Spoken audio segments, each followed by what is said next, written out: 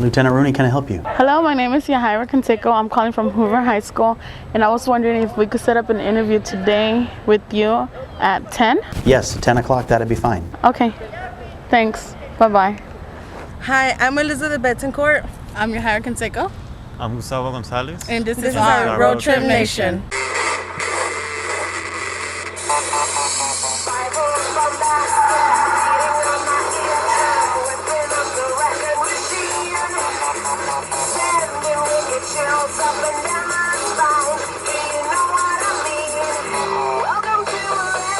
I am a police lieutenant for the city of San Diego. I was a patrol officer in uniform, and then I was promoted to sergeant. After that, I was transferred to detectives, and I transferred to the gang unit. And for the last almost 6 years now, I've been the lieutenant in charge of homicide. Monica Munoz, I'm the Media Services Manager for the San Diego Police Department. Well, this job requires a bachelor's degree, and I also have a master's degree, so it does require a college education, and then also it required experience in law enforcement and in the news media. So altogether, it probably took me about 15 years. The first thing I do is I check my email, because we get overnight, in the middle of the night, we get a report that talks about all the crimes that happened overnight. That helps me know at 6 o'clock or whenever I wake up in the morning what I'm going to need to address once I get into the office. So then I get to work and I check my voicemail to see if anyone's called with questions from local people, from national people, and from international people. So it could be 5 phone calls from reporters, sometimes it could be 35. But that's typically what I have to expect. For circumstances like a big case or a big situation like the fires that we had in San Diego in 2007, I was doing interviews, as far away as England and Japan and, whatever news outlets were interested in covering what was going on here. We get cases, everything from little children who were beaten to death by their parents, and young people who are your age or younger, who sometimes get involved in stuff, they get involved in gang activity, or sometimes they're not involved in anything and they get caught in the middle of something. And I think what's really hard sometimes for the detectives is they come out on cases and there may be somebody who's 15 years old and they have a 15-year-old at home, and they start to associate that with it, and they understand that, for a bit of luck, that could have been their own child out there. You have to be willing to make sacrifices to do the job. We demand a lot of the detectives who work here. They're often out on holidays, they're out on the weekends, they're out when their children are playing Little League, they're leaving family birthday parties and things like that all the time, because that's what we need them to do, and that's what citizens expect us to do.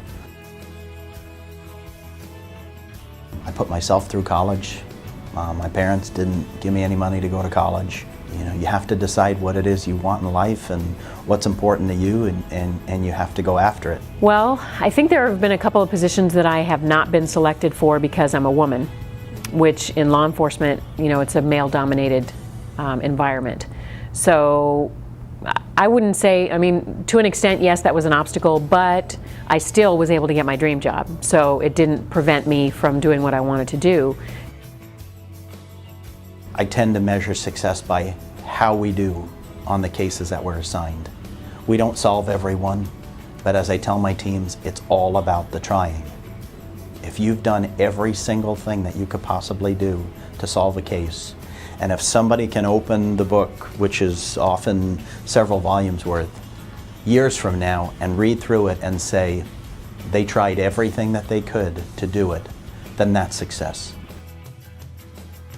What I tell high school students and everybody that I interact with is that you always have to remember throughout your whole career, even at the very, very beginning, that you have to treat people with respect. You have to make sure that you're honest and make sure that you always keep in mind the reputation that you're developing, because a lot of people that I knew when I was 19 years old are people that I work with now.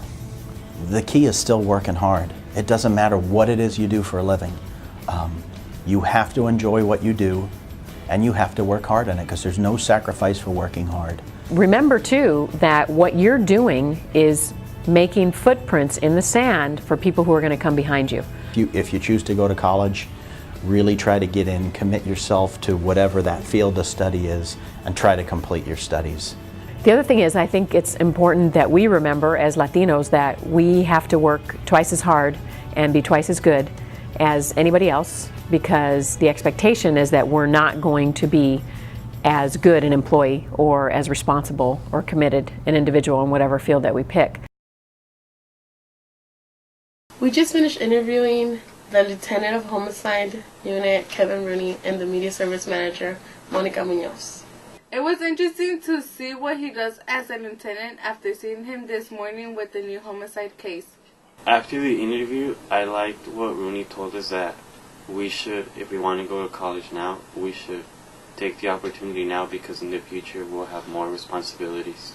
And remember what Monica Munoz said, us Latinos have to work twice as hard to accomplish our goals, knowing there's so much competition out there.